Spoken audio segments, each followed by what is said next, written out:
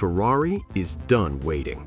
While everyone was watching Mercedes dominate from the front, something much bigger was happening behind closed doors, something no one was supposed to notice.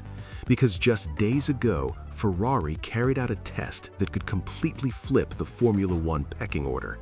And here's the crazy part, it wasn't even supposed to be a performance test. Officially, it was just another routine tire session. Unofficially, it may have been the most important day of Ferrari's entire season. At their private Fiorano circuit, away from cameras, away from rivals, and away from scrutiny, Ferrari unleashed a plan they've been quietly building for weeks. And at the center of it all, Lewis Hamilton, back in the cockpit, pushing the car harder than ever before, searching for answers after a confusing and frustrating performance in Japan. But what he discovered during this test didn't just surprise Ferrari, it may have exposed the one weakness that's been holding them back all along. And if they've truly fixed it, Mercedes might be in serious trouble. At first glance, nothing about this test seemed unusual.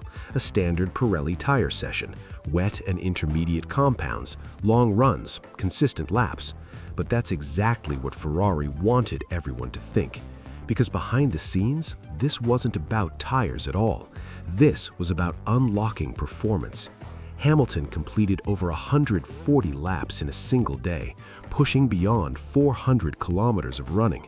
And while the lap times looked normal on paper, the engineers weren't watching the stopwatch. They were watching something far more important: energy behavior, deployment patterns, engine response under stress. Because here's what most people don't realize. During these tests, teams are heavily restricted on aerodynamic changes, but engine settings, mechanical setup, energy deployment strategies, that's where the real game begins. And Ferrari used every single lap to experiment. Different engine maps, different recovery modes, different deployment cycles, again and again, run after run. They weren't chasing speed, they were chasing understanding. Because something didn't make sense and they needed answers. This entire operation started with one confusing race, Japan, a weekend that should have been straightforward but turned into a technical mystery. Hamilton started strong, climbed through the field, put himself in a podium position, and then suddenly, everything fell apart. He started losing positions, losing power, losing control of the race. But here's the strangest part. No one knew why. After the race, Hamilton admitted something that raised serious concerns. He said he had no idea where the performance had gone. No warning, no clear issue, just a sudden drop in power that left him completely exposed on the straights. And while he struggled, his teammate didn't. Same car, same conditions, different result. That's when Ferrari realized something was seriously wrong. Not with the car itself, but with how it was being used. And that realization triggered everything that followed. Because if the problem was hidden in the system, then fixing it could unlock performance they didn't even know they had. Everyone thinks Ferrari's next big upgrade is aerodynamic, a new rear wing, a revised floor, more downforce, more speed.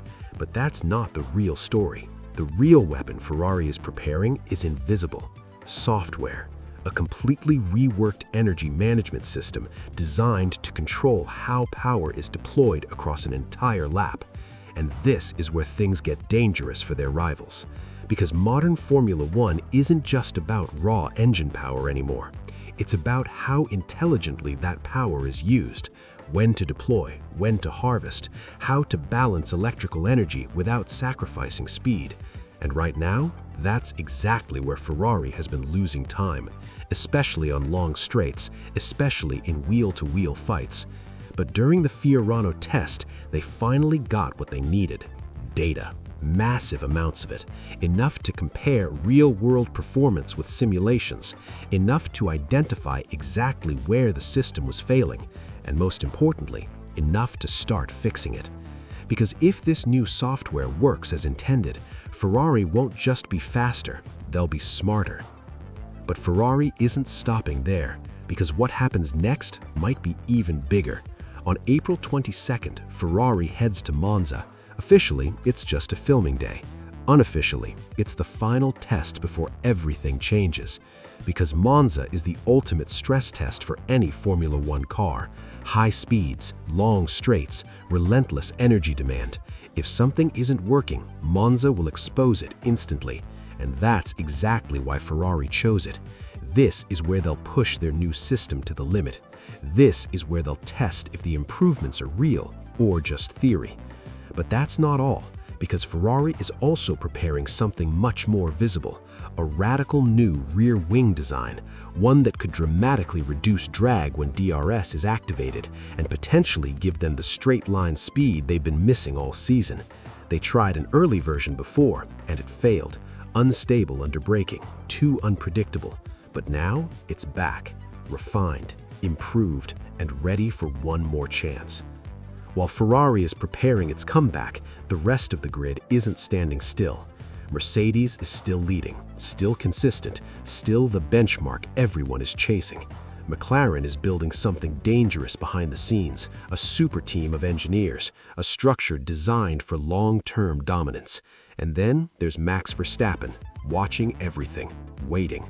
Because if Ferrari gets this right, if the upgrades work, if the software delivers, we're not just looking at a faster car, we're looking at a completely different championship fight, one where the balance of power shifts overnight, one where strategy, not just speed, decides the winner, and one where every team is suddenly under pressure, because Ferrari isn't chasing anymore, they're coming, and this time they might actually be ready. So the real question is, have Ferrari finally solved their biggest weakness, or is this just another gamble that won't pay off? And if these upgrades work, who actually stops them? Mercedes, McLaren, or no one at all? Let me know your predictions in the comments, because this season is just getting started.